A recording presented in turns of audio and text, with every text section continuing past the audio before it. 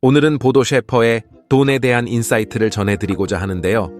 저자가 강조하는 억만장자의 마인드를 배우고 어떻게 그것을 완전히 내 것으로 만들 수 있는지 알려줍니다. 물론 돈이 인생의 전부라고 말할 수는 없지만 대부분을 차지한다는 말도 사실입니다. 만약 내가 꿈꾸는 인생을 살지 못하고 있다면 아마도 그 돈이 발목을 잡고 있을지도 모릅니다.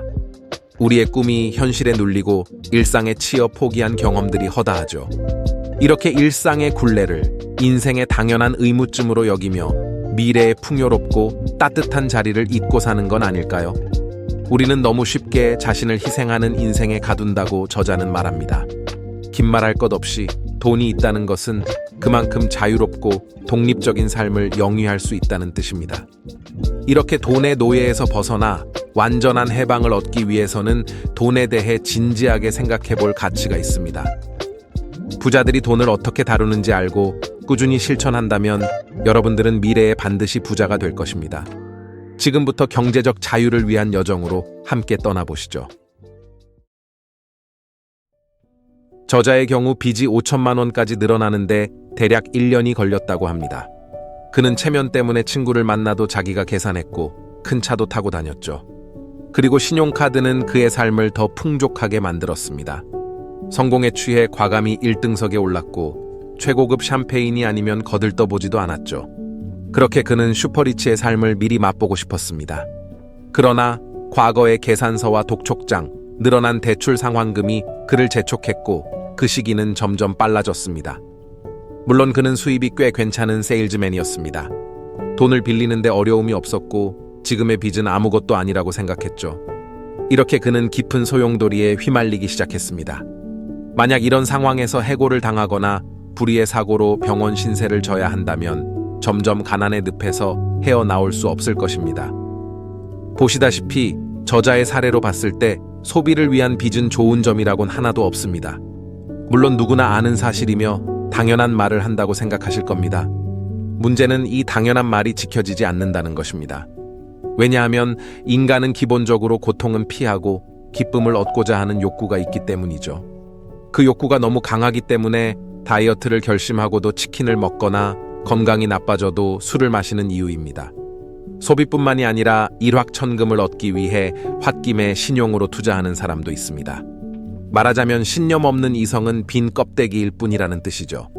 따라서 나약한 의지와 충동성을 개선하려면 지금 우리의 환경도 반드시 변해야 합니다. 이에 저자가 강조하는 핵심 5가지를 말씀드리겠습니다. 첫 번째, 신용카드를 당장 잘라버려라. 신용카드야말로 미래의 부를 현재로 끌어다 쓰는 최악의 행동입니다. 카드사들은 각종 혜택을 홍보하지만 그 혜택을 보지 않고 소비를 한 번 더 줄이는 편이 좋습니다. 사실 혜택은 일종의 미끼인 셈입니다. 이렇게 신용카드만 없애도 불필요한 소비는 자연스럽게 줄어듭니다. 저도 신용카드를 해지한 지 3년이 넘었습니다. 수중자금 내에서 사용하니까 물건을 하나 사더라도 이성적으로 판단하게 되더군요. 이렇듯 환경만 조성해도 우리는 본능을 이겨낼 수 있습니다. 두 번째, 가계부를 작성하고 소비 패턴을 분석하라. 사람은 생각보다 자신에게 관대하고 합리적으로 돈을 쓴다고 생각합니다.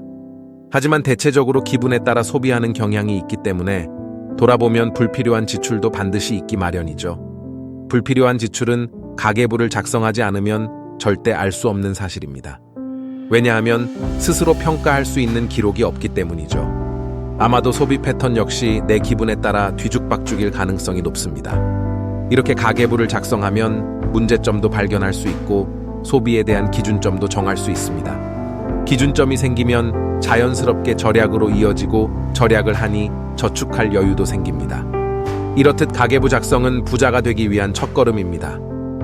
세 번째, 불필요한 고정비용은 과감히 줄여라. 이렇게 가계부를 작성해보니 그동안 새는 돈이 있다는 사실도 몰랐습니다. 저 같은 경우에도 멜론이나 넷플릭스는 잘 쓰지 않으면서 매월 지출되고 있었고 집에는 와이파이가 있는데도 데이터는 무제한 요금제를 쓰고 있었죠. 이런 불필요한 지출을 과감히 줄여보니 여유자금이 매달 15만 원이나 생겼습니다. 시간이 흘러 작고 귀여운 여유자금들은 덩치가 커졌고 지금은 거대한 투자금이 되었습니다. 네 번째, 장기 목표를 세워라. 장기 목표는 소비를 줄이고 저축을 해야만 하는 이유를 만들어줍니다. 부자가 되기 위해 반드시 필요한 요소이죠. 내가 무엇을 원하는지 곰곰이 생각해 보시고 하나씩 목표를 작성해 보시길 바랍니다. 5번째, 비자금을 마련하라. 저자는 최소 3천만 원 이상의 비자금을 마련하라고 강조합니다. 왜냐하면 예기치 않은 일들이 우리를 압박하기 때문이죠. 이런 문제들이 발생해도 비자금을 통해 언제나 새로 시작할 기회를 잡을 수 있습니다. 이 3천만 원이 여러분들의 인생에 자신감과 안정감을 얻는데 아주 좋은 역할을 합니다. 저자는 세일즈맨 시절 절제가 자유를 가져다 준다는 사실을 몰랐습니다. 보시다시피 절제가 없으면 어떤 재능이든 쓸모없이 허비되고 말죠.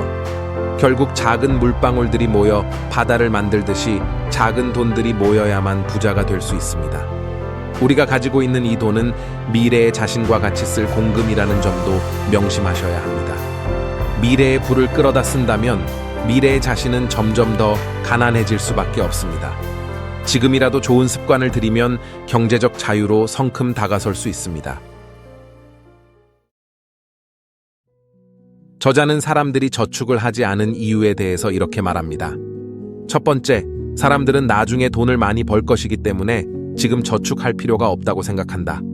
두 번째, 사람들은 지금 당장 편하게 살기를 원하는데 저축은 너무 힘들고 구속하기만 할 뿐이라고 생각한다.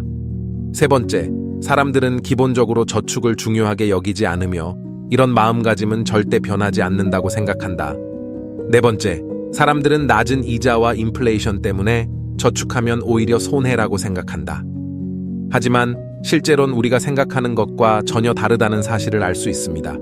이제 다음 4가지 말을 잘 들어보시길 바랍니다.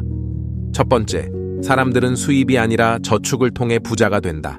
두 번째, 저축은 재미있고 쉬워서 누구나 할 수 있다.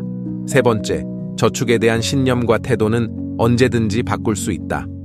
네 번째, 저축은 당신을 백만장자로 만들어준다. 당신이 크게 무리하지 않고도 12% 혹은 그 이상의 수익을 올릴 수 있다. 이때 인플레이션은 심지어 도움이 된다.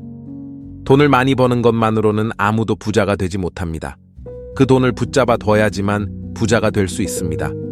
사람들은 내가 돈을 많이 벌면 만사가 해결된다고 믿지만 수입이 많아질수록 소비 수준도 덩달아 높아진다는 점을 명심해야 합니다.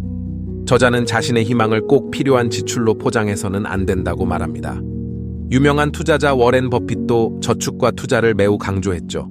그는 신문 배달부로 시작해 저축을 했고 일단 잡은 돈은 단 1달러도 절대로 놓치지 않았습니다. 이런 얘기가 진부하다고 느낄 수도 있지만 부자들은 이런 진부한 이야기를 따랐던 사람들입니다. 그들은 모두 버는 것보다 적게 썼고 그 돈을 현명하게 투자했죠. 저축만으로 그들이 부자가 된 것은 아니지만 저축하지 않았다면 그렇게 큰 부자가 될 수 없었다는 것도 분명합니다.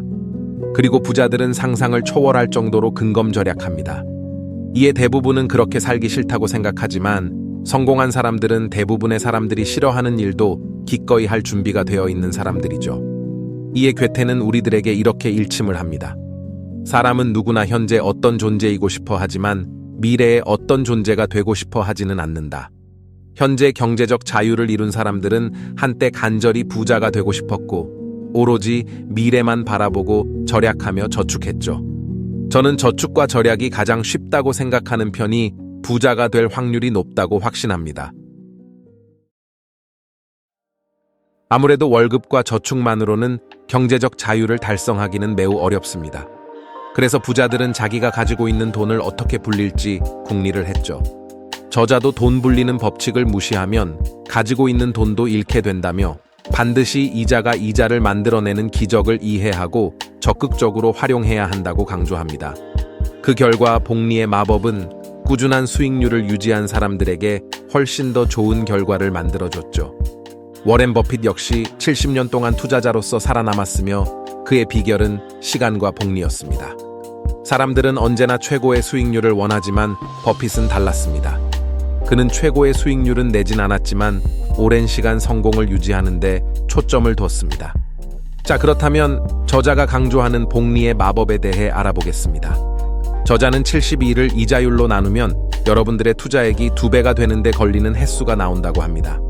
이 공식에 따르면 매년 12%의 이자가 붙는다고 가정했을 때 1,000만 원이 2배가 되는데 걸리는 시간은 6년입니다. 하지만 은행에 저축만 한다고 가정했을 때 대략 5%의 이자율로 계산하면 원금이 2배로 늘어나는데 걸리는 시간은 14년이 됩니다. 그렇다면 답은 나왔습니다. 절약과 저축은 부자가 되기 위한 첫걸음이며 투자는 우리를 부자로 만들어줄 황금알을 낳는 거위인 셈입니다. 이것만으로는 복리의 마법이 잘 체감되지 않는 것 같아 투자 원금을 더 늘려서 설명해 보도록 하겠습니다. 투자 원금이 1억 원이라고 가정하고 매년 수익률을 20%로 계산했을 때 복리의 마법은 이렇게 펼쳐집니다. 이렇듯 버핏처럼 장기적으로 투자한다면 돈이 눈덩이처럼 불어나는 것을 알 수 있습니다. 그래서 저자는 시작이 빠를수록 좋다고 강조하죠. 욕심을 버리고 차근차근 소액으로 시작해 경험과 지식을 쌓다 보면 반드시 부자가 될 수 있습니다. 지금 좋은 종목을 놓쳤다고 조바심 낼 필요는 전혀 없습니다. 종목은 많고 매년 새로운 기회가 찾아오기 때문이죠. 복리의 마법이 발동되려면 시간이 필요하니 멀리 내다보고 투자하세요. 여러분들은 반드시 부자가 될 수 있습니다. 옛말에 큰 부자는 하늘이 만들고 작은 부자는 노력으로 이룬다는 말이 있습니다. 맞아요. 노력으로 충분히 이룰 수 있습니다. 저자도 부자가 되는 것은 기적이 아니라고 강조하죠. 목표를 이루기 위해서는 어제와 다른 오늘을 살아야 합니다. 반드시 변화가 있어야만 인생도 바뀌는 법이니까요. 지금 시작한다면 절대 늦지 않았습니다. 이 영상을 시청해주신 여러분들 모두 경제적 자유를 이루는 그날까지 응원하겠습니다. 지금까지 지식토크의 채움이었습니다.